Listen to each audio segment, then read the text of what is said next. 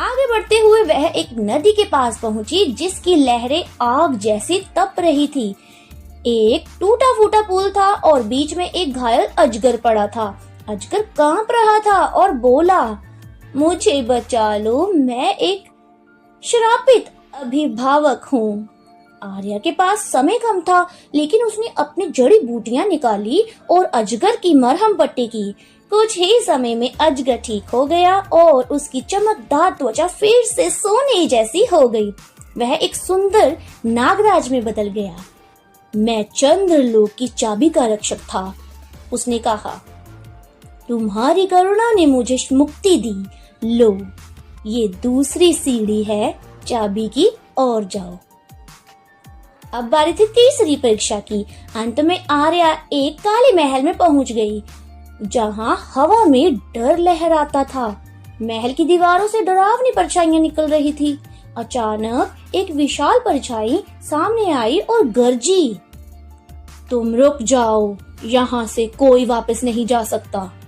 आर्या ने डर महसूस किया, लेकिन वह डरी नहीं। उसने कहा, मैं सिर्फ रानी को मुक्त कराने आई हूँ। अगर तुम्हें मुझे रोकना है तो पहले मेरी नीयत को परखो। उसने आंखें बंद की और अपने दिल की रोशनी से उस परछाई की आंखों में देखा। परछाई अचानक शांत हो गई और धीरे धीरे मिट गई। वहां एक ताला था, स्फटिक से बना हुआ। आर्या ने नागराज से मिली सीढ़ी को जोड़ा और ताले में चाबी फिट की। ताले के खुलते ही महल की दीवारें कांपी और सामने एक कांच की मूर्ति प्रकट हुई, सुंदर, शांत, परंतु उदास। आर्या ने जैसे ही मूर्ति के पास हाथ बढ़ाया, चाबी अपने आप उस मूर्ति के हृदय में जा समाई। एक तेज रोशनी हुई और मूर्ति में जीवन आ गया। कांच की रानी जाग उठी और बोली, तुमने श्राप को तोड़ा है आर्या। रानी ने कहा, मैं एक बार फिर से इंसान हूँ और यह सब तुम्हारी बुद्धि, करुणा और साहस की वजह से संभव हुआ है। रानी ने उसे आशीर्वाद दिया और मौन वन को एक बार फिर जीवन कर दिया।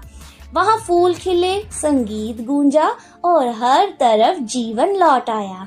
आर्या लौट आई, पर अब वह एक साधारण लड़की नहीं थी। वह राज्य की रक्षक बन चुकी थी, एक ऐसी नायिका जिसने परी कथा को सच कर दिया था। कांच की रानी ने उसे ध्रुव प्रकाश की उपाधि दी, जो अंधकार में भी रोशनी दिखाती थी। बुद्धि, करुणा और साहस